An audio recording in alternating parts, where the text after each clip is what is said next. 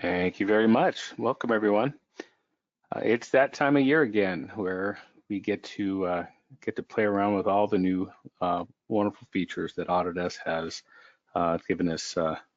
Hopefully, we've all had a year to grasp all the features that came out last year and ready for all the new features that come out this year. So, thank you. Thanks again for joining us.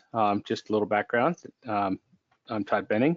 I've been with Imagine for a little, just shy of 9 years, and I've been in the industry for over 30 years and have over 22 years of Revit experience. And so I hope to bring that knowledge and expertise to our discovery and discussion today. So with that, we'll go ahead and get started. I'm going to first off kind of give you a little bit of a rundown of all the features. Now, we are not going to be able to cover I've got 3 pages worth of notes here. We're going to be able to cover all of these things here today. So we'll go through some of the highlights of what's listed here. This is a great time to take screenshots of things so you can read them for later use. There's architectural features we'll be going over, those structural features we'll be going over, and those MEP features we'll be going over today. And we'll see how far we can get into our list of topics today. So one of the first things we want to kind of start with is I'm going to jump in here to what's called the core highlights. It's really just kind of a universal. It's across all the disciplines, and they're some of the functionalities that have come out within the program itself. They're not specifically tied to any particular discipline. So the first thing we want to kind of discuss is, well, better graphic performance. They've worked hard to try to improve the ability to get a better, smoother workflow within the program. So when you start to do a lot of spinning and moving and rotating around, that you'll be able to have a better response to the model. Now these, as you can see there's a little checkbox up there. It says accelerated graphics. It's a tech preview. So understand that this is in its not full release yet. So here's a kind of a short little just description of the features. And you can see them side by side. You'll be able to see what the old performance versus new performance side by side. Especially, so if you're spending a lot of time doing a lot of presentations, showing people in your model, it's going to give a better experience to see how things, how your display across your model. In a second here, I'm going to show you there is some limitations to it, and that is listed here. So we've got it's disabled in some views, like your sheets or drafting views or legends. But in each view can be independently turned on, so you're not turning it on globally, you are turning it on a particular view. There you need to have some minimum requirements of 4 gigabytes and or 8 megabytes of GPU enabled machine, and the 16 or 64 recommended machine. So think about that before you start playing around. If you're running on a machine that's a little has a little limited resources, you may not want to turn that feature on. So if you've got a powerful machine, have fun with it, give it a try, and see where you can take it and to do a better experience. Some of the other things that have been added. I think it was back in 2019, we were able to link in an NWC or an IFC model as a coordinated model, whether it be coming in through Autodesk Construction Cloud or if it was coming in through your network. But it was always a static object. Now we have the ability to add colors to the different categories that are recognized in the document or in the file. So if you would like to, whether it be ductwork or air terminals or structural members that are coming in, if you can categorize or color code each individual category. And I'll be demonstrating that in a bit. All right, and so with that, I also want to jump in more inside of Revit, and this one is going to apply to, again, to all the different disciplines, architectural, structural, MEP. So to start with, sheet positioning. I mean, like I said, I've been working in Revit for a long, long time, and being able to get all my sheets, all my views with the common floor plans or common views all lined up together has always been a struggle. Whether I'm trying to do it myself or using guide grids or using, whether or third-party scripting to line them up, it has always been a challenge. It takes consumes quite a bit of time. So now we have the ability to organize and keep lining up our views in many different ways, and I'll be demonstrating that here in a few minutes, and you'll get to see how that tool works. The positioning can be anchored in several different ways, whether it be like a top corner of a view, the center of a view, or what's even called the view origin. And so they all have the ability to be organized and positioned on how you would prefer to do it. And you can even create multiple styles or multiple formats where you want to have different save positions already pre-populated inside, let's say, inside your template, and so it will know exactly where to put it. And then we also have a feature dealing with your sheet collections. Sheet collections came out last year, and being able to organize your sheet collection has been wonderful. But now we've taken it a step farther where we can actually create custom parameters that are specifically dedicated for your sheet collection. So there maybe it's a collection date or something like that.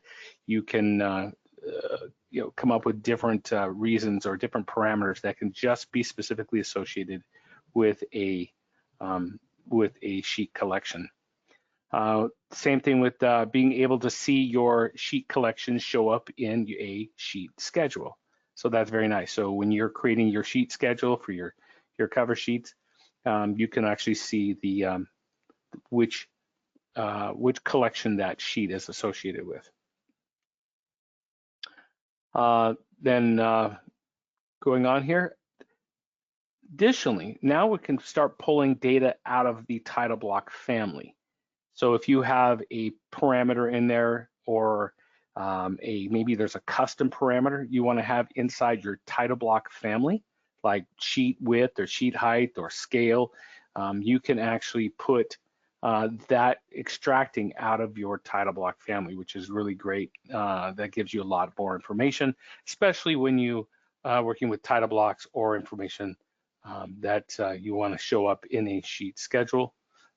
Then that'll really make your sheet schedule much more dynamic.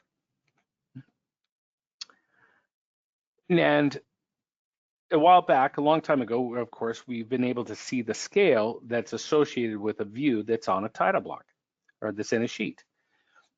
Problem is when we move to like a multi-view, it's on a sheet, and each one of those views have different scales. The system will always just say the word varies. Now you have the ability to put a different value, or it's something describing it differently. You don't just have to have the word varies. You can have different scenarios, or you can basically have it written different ways. So that gives you a lot more flexibility. And the last one, I think, is a really big one, something I've been dealing with for a very long time, and that is when you're dealing with referenced views. When using a reference view, it always creates the little symbol, whether you have typical or sim or opposite. Those predetermined values have always been there. And I've always had to create like 5 or 6 or 10 different section marks or callouts or elevations. And because I'd have to have one of them set up for typical, another one set up for sim. Now you can change it. Now you can change it on an instance based, and you can have it populated on a type based. So the type based will just basically mean it's whatever the default's going to be. But if you need to have an individual one show up, you can override it on individual instance-based. And then on top of that, one of the things you get is the ability to create custom parameters in your view titles, your callouts, your section heads. You can actually create custom labels that are tied to shared parameters. And that is huge. I've been wanting that for such a long time, to have some way of putting in my own parameters, my own custom parameters in my callouts, my section cuts, my elevations, whatever it might be. Now you can. So now to take advantage of that, it's going to be a wonderful, really open things up to have that extra ability to add that parameter into your callouts. All right, and then continuing on here, your managing links has gotten a little bit of an extra little enhancement, and that is, instead of just seeing links, now you can see imports. So if you have an imported CAD file, you now can see that listed in your managed links, which is really going to help you, because now you get, especially if a CAD file was brought in as an import, you're not aware of it, or somebody else did it, you don't know where it's located. Now you can see if something has been brought in, and that's going to be very helpful, especially if those who really want to try to minimize or at least identifying and manage the CAD files that have been brought into your project, whether they should have been brought as a link or possibly been brought in as an import. So now you'll be able to see that. This is a kind of an interesting one. For the longest time, anytime you brought in a linked Revit model, the system will always create a backup file, a backup folder in the same directory that the link is coming from, and which is fine. It's nice, but it's solely kind of unnecessary because we're not making changes to the links themselves. But now you actually have the ability to disable that. If you're comfortable working in your Revit.ini file, you can actually go in and you can disable it so that you won't actually create a backup folder for the linked file that you are linking in. That's going to be great. I'm really happy about that, and so that I can just, it's a lot less bloat on my hard drive. I don't have to have so many backup folders showing up. Now, if I turn that on, then I don't have to see any backup files for any of my linked files. It still will create the backup folder if you open, like if you do a right-click and do unload and open command on the linked file, then it will generate a backup folder. So keep that in mind. Another interesting thing is, now some of you probably noticed this within 2025, is that Autodesk is trying to move away from the option bar. Just to remind everybody what the option bar is, the light kind of mint green bar where it says modify array, this area right in here, this is where most of all of our optional commands have lived. So anytime you do put in walls or doors or dimensions or text, you always had to go to the option bar to make whatever adjustments or changes. Well, they've been moving away from that. They've been moving anything that was associated to the option bar to the ribbon. And so what this is I've got 2 pages where I'm going to show you. You can see each command, whether it be copy, mirror, rotate, and you can see where they have moved it to. So the third column over tells you where the new location is for, let's say, the copy command. When you do modify copy, the copy panel is now located in the ribbon. So you'll see that as a change. So your eyes are going to have to retrain your eyes, because many of us are going to jump straight down to the option bar and not see what we're looking for. Or have to retrain our eyes to see what's going up in the ribbon. I know I'm going to have to retrain it, but that's kind of what the changes that are happening. And here's another page. Again, more changes showing you that whether it be working with walls, working with disallowed joins or reveals and modified. So I would suspect there's probably going to be, over time, you're going to see a few more commands eventually move up to the ribbon. So that's something to be aware of. And one last one here. This is one's dealing with spots, spot slope, spot elevations. This is your dimensions, your linear dimensions, your spot dimensions, your angular dimensions. You can see what the new control panel location and where the option bar has moved to. All right, so that's where I'm going to stop right here. I'm going to jump out of here. I'm going to jump into Revit, and we'll kind of go over some of the things we just discussed. So let's start with dealing with we talked about the accelerated graphics.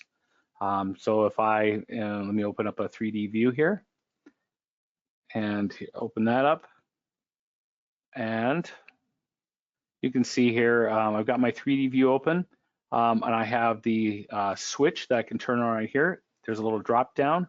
If I don't want to see it, I can hide the button or hide the text, hide the button. I can reposition where this little switch is located. If I don't want to have it open, I can turn it off, and I can also activate it by just right-clicking in the middle of my screen. So if I go ahead and turn that on, it does give you a little just disclaimer you need to read, and we'll go ahead and just click OK. And once that's on, it's you get this kind of this blue boundary telling you that it's turned on, and you can put it through its paces, see how it compares with other 3D views.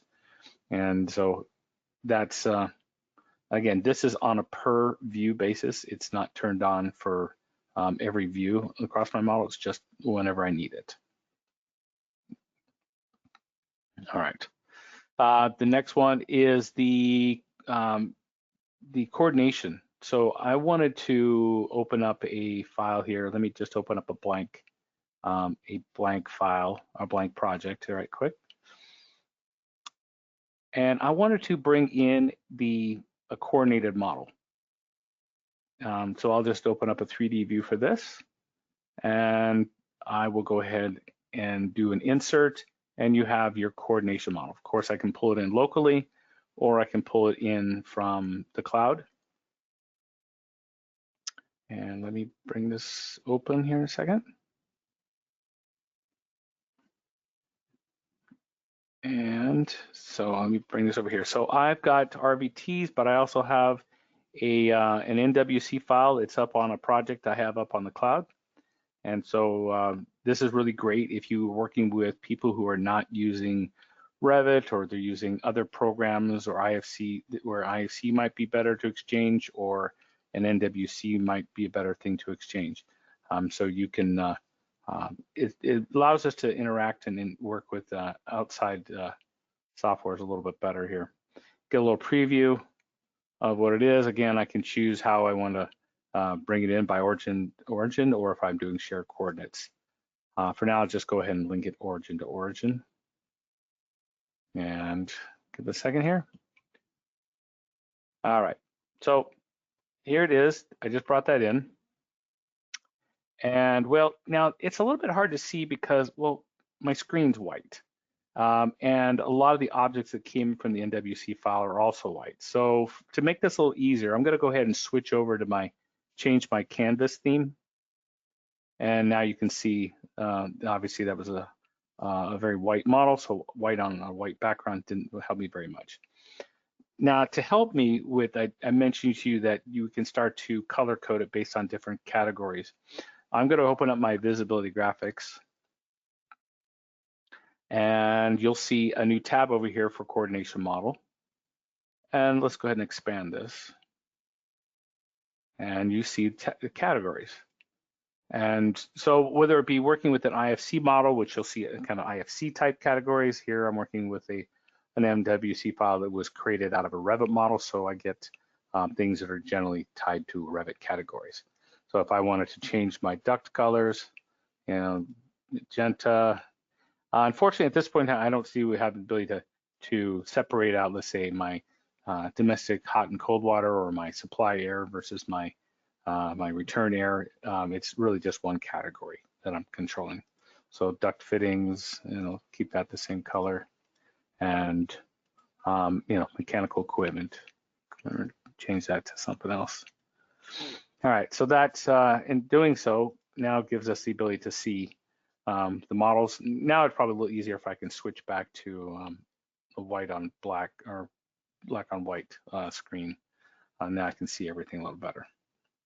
So that is the coordination model and allowing you to kind of color code the model as necessary.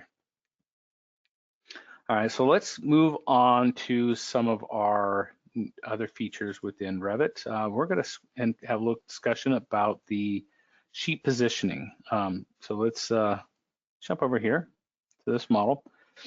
And as you can see, I've got a floor plan here. This is 3rd floor. And of course, many of us know that if the model gets moved or my boundaries are, let me put on a crop region here and turn off my, turn this off real quick. Give me a second. I don't know what my scope box on. All right, so as I move this, shrink this, stretch it, it's gonna live in different positions on my screen. And how am I gonna get all my my views? This one, my 4th floor, my 4th floor is up here. And so they're obviously sitting in different locations. So what we can do here, and this is something you can actually build into your company template, is that you can, well, right now there's no saved positions. So let's go ahead and create a saved position. And I'll just call this main floor plan. All right.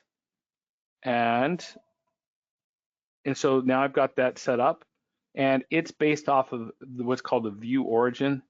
So it'll know exactly where. It doesn't matter what the crop boundary is. So if I come back here to my 3rd floor, plan here, you'll see I can now select that main floor plan. And doing so, we'll put it in the exact same location, irregardless of the crop boundary. Because I've worked with other programs where it was really kind of based on how your crop boundary was set up. And in this case, it doesn't really matter. It will put it in the exact same location, irregardless. Another idea I was playing around with the other day was, and that is my, let's see, find my, I was working with a different file here. Let's see this one here. All right. So I was thinking about this. If I have built into my a template where I've got, a lot of us work with a grid system as far as their details concerned, from A1, B3, D4, different positions. We can actually have it already pre-programmed in here where you might want that thing to live. Now, unfortunately, I wish I could tie the name of the detailed number to where it sits. Maybe that'll come out in the future, but for now, this is an E1, so I'm just going to go ahead and match it up to an E1, and immediately jumps right to a predetermined space, a predetermined location. So I can kind of go through these, pretty quick. But this is what's nice about this is if I've got 5 sheets worth of details, I can just go ahead and get them all into their correct spots or wherever they need to live. And so just something to think about, and where we can put your details. So kind of can be very nice. More than just dealing with one view, now you're dealing with a whole bunch of views. So it's something to think about. Again, have them predetermined and already pre-designed inside of your template. The other one I wanted to talk about was the discussion about the sheet collection. So I'm going to come back over here to my other project. And one last thing I wanted to kind of go back through and discuss with you is the, go back here to my, I wanted to point out the positioning again. So I can edit the position of the detail.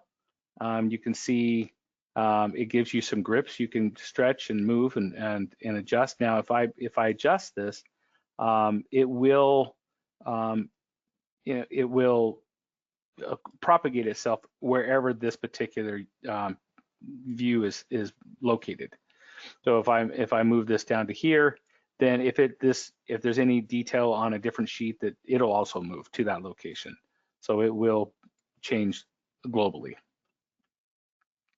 All right. All right, and then of course, if you want to kind of go through a larger list, you can actually look and manage all your positions, all your different save positions. Delete them, rename them, however you like. You can see how many views are associated with that particular position. So it's kind of nice to be able to see that. All right, let's talk about the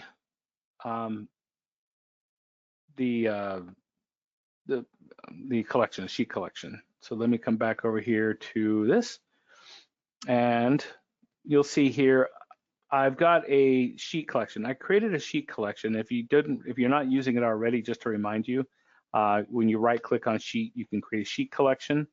And if you didn't already know, some of the benefits of working with a sheet collection is that you can actually replicate a sheet number. So if you have an A100, and of course in the past we've never been able to create more than one A100, but if you have multiple sheet collections, you can have the same sheet number in different collections. But as I was mentioning to you earlier, what has to do with the custom parameters. So if I'm up here and go to manage, and well, let me open up this sheet real quick.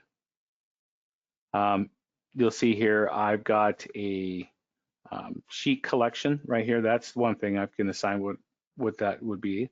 Then if I want to have a, let me go show you a project parameter.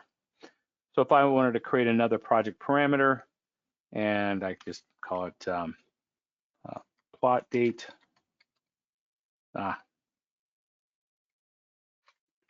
Plot date, and now I can come down here to my my sheet collection. So that parameter will now be associated with that particular sheet. So now when I come here to talk about the sheet, I will see, and you're going to see it. You won't see that by touching the sheet itself. You only see it when you touch the sheet collection. And so there it is. I've got my collection date, and I also have a plot date. So there is where I would have that show up.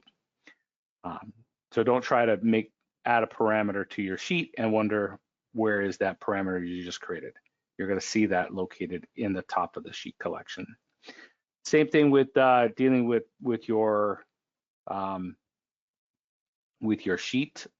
If you're creating a sheet index, you can add those custom parameters to your sheet index, and you can obviously make changes to them, right here and in one location. So that's something that can be very helpful. All right, the last thing before we move off of this topic I want to go to was the links, dealing with imported links of CAD, whether it be imported or whether they're linked. So if I come here to manage, and I go to insert, go to manage links, you'll see here's all my links, but you'll also see I've got a CAD that's linked file, and I have a CAD file that's also imported. And so you'll see that. So I've got my, let me go to my drafting view real quick. And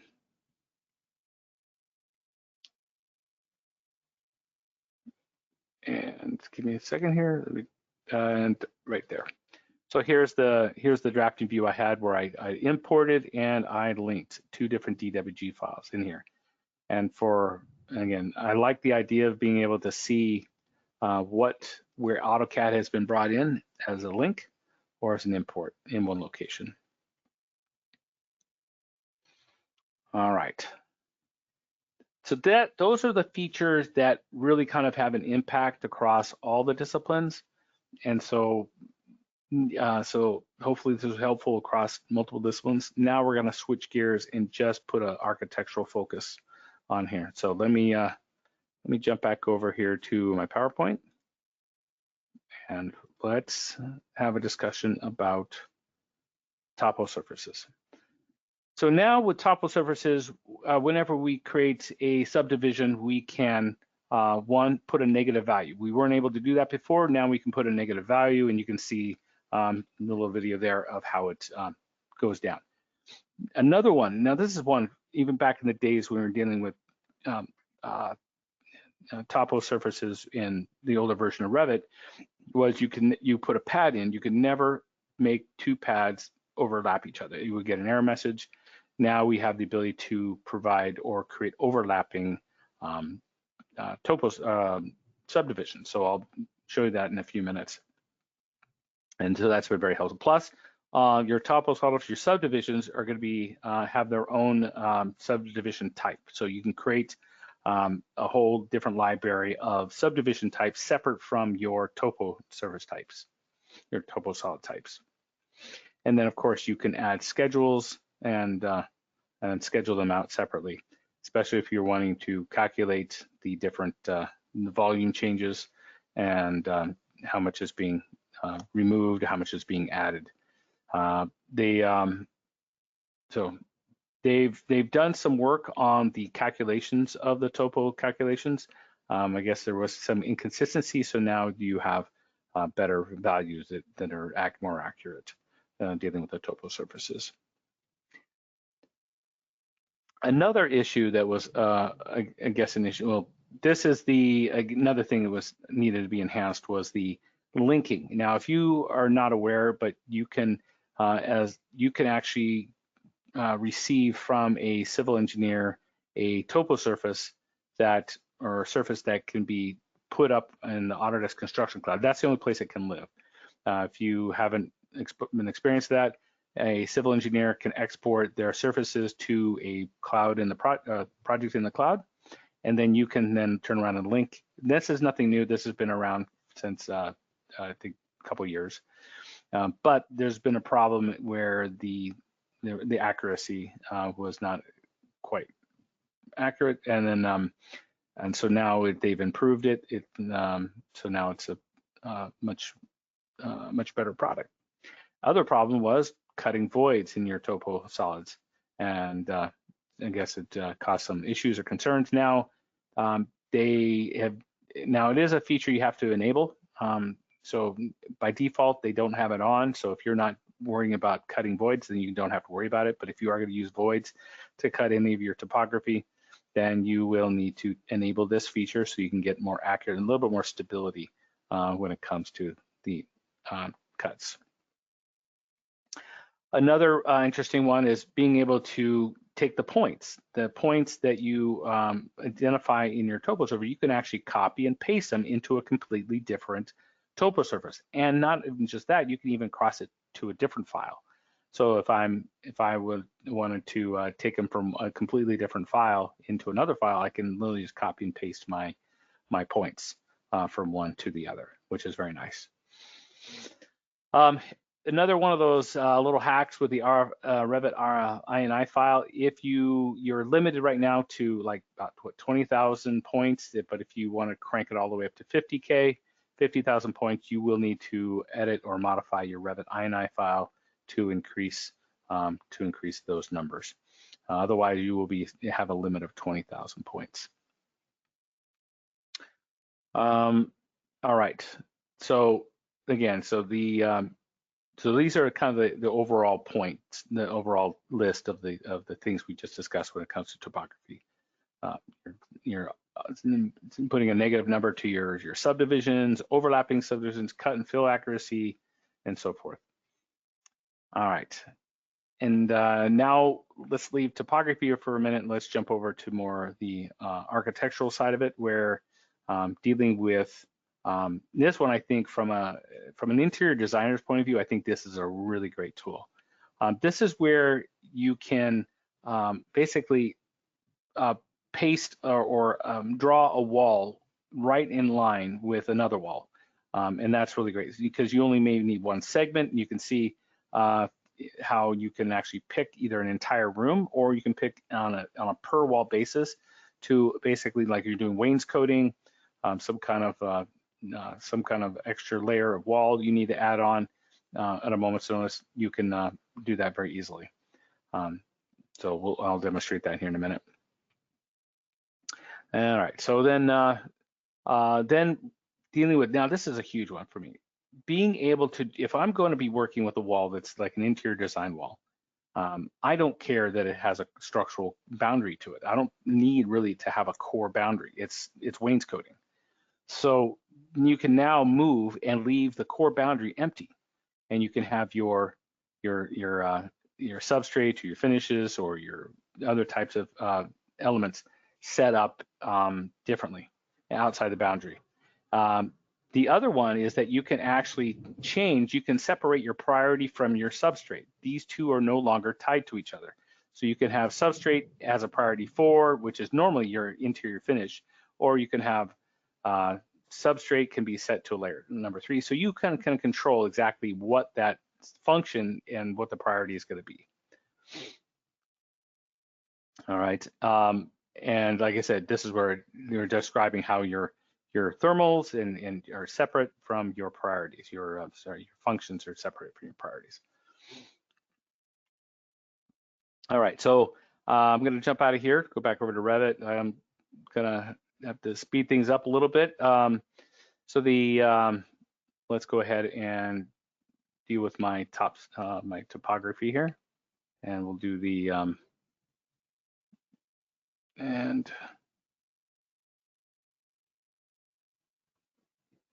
and my more views. That's what I'm missing here. Site. Let's open that up. So, but again, so let's open that up. So again, if I need to add a subdivision on here, I can click on subdivision, draw the boundary, and then go ahead and change the type, the topo solid type. So let's say I want it to be asphalt, and give it a negative, let's say a -6 inches, and finish that. And now you'll see there it is. And then if I want to do that again, but this time add another subdivision, but this time let's orientate myself a little better. Again, do this way. And this is something you would never have thought to do in the past. All right, we'll go ahead and finish that. And let's go ahead and spin that. So imagine trying to do that in the old Revit topography with pads. You could never have done that. So, all right, let's continue on here. We talked about being able to take our points and copy the points. Either do like a Control-C, and then if you want to do Control-V and paste, and over here, I just paste them off to the side, and you'll see that my surface is going to recalculate it and do some crazy wild things here.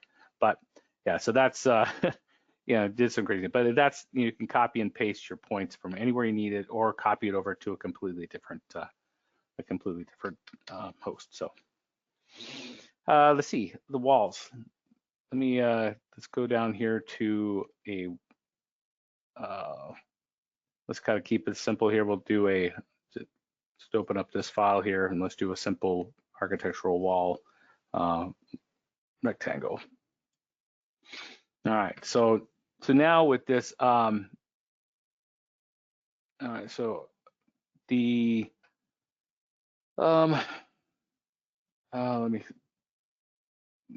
let me come back up here for a second here. All right, so I've lost my track of what I was doing here for a second. I apologize. All right, so when I start the wall command, you're going to get under your modify place wall. Now, last year they introduced the wall join and auto join and lock, and now you have these two new buttons. Place them by room. But now let's pick something a little less Let's pick something like soffit wall. And when I click on it, you'll see it added the wall here. And it did it for the entire room. I'm going to undo that and say it said I wanted to do it by segment. So now you can see I'm doing it by an individual segment as needed. All right, so I'm going to need to move on to our discussion about structure. And let's go ahead and jump back over here. All right, so those who we get into dealing with rebar have always dealt with the problem of where the rebar coming from, let's say, the column below, from rebar is coming from above. They're eventually going to hit each other, and unfortunately, they strike each other, and that's a problem. So normally we would offset that by using what's called a crank setting, and so we're going to essentially do the same thing here. We'll show you how that's done in a minute.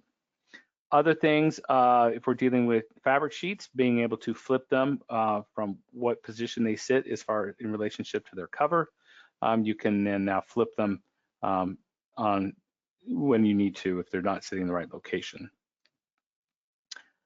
Another really helpful thing, and this is going to help us especially when we do our cranking procedure, is that knowing where the start and the stop of our rebar is going to help us, especially when we do the crank. We need to know which is the start of our rebar. We need to know the end of our rebar. So we're going to have to go through that. And then if we get into dealing with connections, the nice thing is that we can now start to customize our connections on the fly, make changes to them, add them, modify them, and adjust them, add pieces to them, remove pieces, and it will propagate itself everywhere a particular connection is being used. So if this particular system here is being used in 27 locations and you make a change to one of them, you can change all of them. And so let me quickly, I'll just show you a little demonstration here. Here we've got a connection where we are customizing it. And now once we can then turn around, add pieces to it, remove. It's very similar to when we do a group command inside of Revit. It's essentially the same thing. We can modify it, make changes to it, add more bolts to it, remove it, change the thickness, and it will, again, it'll propagate everywhere that connection is being used. All right. Another big one is being able to normally when we draw these structural beams to columns, you're gonna have a natural offset. Now we have the ability to disable it, so that they will then be their true length. And then, but you're obviously going to get some overlap. You're going to get some things that are going to have to be cleaned up. But just so you know that if you disable that feature in your structural settings, you will no longer have holdbacks. It will automatically take everything to their proper length and accurate length. Now, there's a value in that, let me jump here. And that is, if you are strongly wanting to capture your weight of your model, there's weight and there's an exact weight. The difference between these is if the weight of the structure, you've got a 25-foot long beam of a particular size, there's a weight to it, and it will tell you the weight. But the exact weight is where it's going to calculate if there are any penetrations, any holes, any cutouts.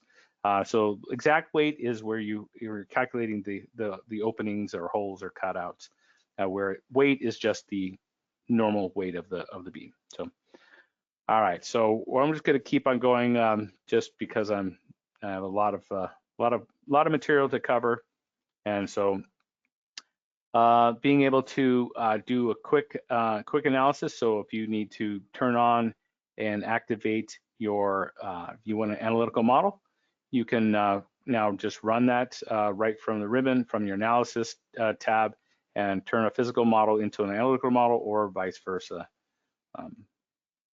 Okay. MEP, I'm going to skip over the structural stuff right now, and we'll see how time plays out at the end here. MEP, again, they've enhanced some of the features dealing with system zones. HVAC zones and system zones are now combined, so you can do it by sketch or by space. especially if you're doing a lot of early conceptual design of systems where you're going to sketch out your own system and the amount of space you're using. Then globalized electrical conduit. So this is dealing with multi-core cables addressing installation types used worldwide. Prior to this enhancement, Revit only supported American wire gauge. That's kind of the traditional convention. So now, so the new, so basically now it's based on rating assigned at the circuit now. Also, new features allow users to set and modify the size of the conductors, providing more control and design. Wire type and wire size are now replaced with cable type and cable size. So if you look for the word wire size and wire type, you're not going to see it. Look for the word cable size and cable type.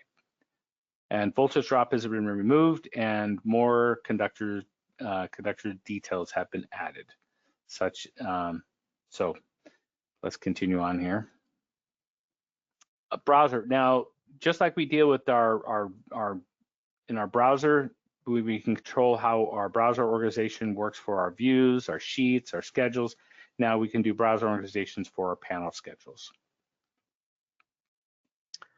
And let's see, apparent, and we have the enable the apparent power calculation method. Option is you can let's see, assumes a 1.0 power factor regardless of specified values on electrical loads when computing power and current. And then improved design continuity between circuits, spares, and spaces. Shared parameters can be added to the circuit now, to the circuit, to the spare, and to the spaces simultaneously. Circuit naming schemes using both parameters and shared parameters. So now, if you can take if you're used to creating circuit namings, you can now work with your shared parameters. And let's see, the panels, voltage, and system type parameters and spares can be scheduled. That's great. And then so there's a lot of new features that it's amazing. I always feel like you could do like this a class. You could do almost like 3 separate webinars just dealing with each one of them. So let's go ahead and continue on here. Improved electrical circuit path, connectors in nested families. That's a kind of important one. We've always when it comes to connectors and when it comes to nested families, it's always been a bit of a challenge. So now it recognizes the connectors in nested families. This is really helpful. And then tag and schedule part type and distribution systems. So I want to kind of start to wrap this up because I want to leave some time to have a bit of an open discussion, open time here, and possibly can do some additional demonstrations of other items. So just a couple last things here. This is another kind of important one. A few years ago, they added the food services, medical equipment, fire protection. So those new services came in, but the way they represent themselves didn't represent kind of cleanly. I think they could have improved, and they're improving it. So they're basically making those services match similar to what MEP families or MEP categories usually look like how they cut, what their cut display is, and various other types. So that's a good help for us. So dealing with, so if you're dealing with analytical pipes or duct segments, were previously added to Revit. So if you're dealing with the analytical side of things, now you can assign your your coefficient and pressure drop values. You can be overridden. Other things, step down accuracy. So again, with your ducts and dealing with the fabrication parts, it's very helpful to have some better connectors. That'll be very helpful. All right, and then now this is, again, has to do with fabrication. If you are involved with fabrication side of things, and if you work with the MEP content editor, it's tied to your the Autodesk Fab software. Those all kind of work together to work towards editing the database that all your fabrication parts come from. So this is where you can manipulate a part within the editor, and that will feed back to your database that's associated with your fabrication database. So I'm looking forward to playing with that one. I haven't had a chance to play with that one yet. So, all right. So the last thing this is the last slide, second to last slide. There's a QR code. I encourage you to take that QR code. If you're not familiar with the AEC public roadmaps, if you want to keep up to date on where Autodesk is developing, what features they're working on, this is a great website to kind of keep yourself up to date on what's in progress, what's upcoming, and what's been launched. So you can always kind of keep up to date with the newer technology. So with that, I'll go ahead and we'll go ahead and open things up for questions. And by the way, if I don't know the answer to your question, if it's in our chat, we'll take those questions. We'll find their answer for you, and we'll email them directly. And so in the meantime, thank you. Bye-bye.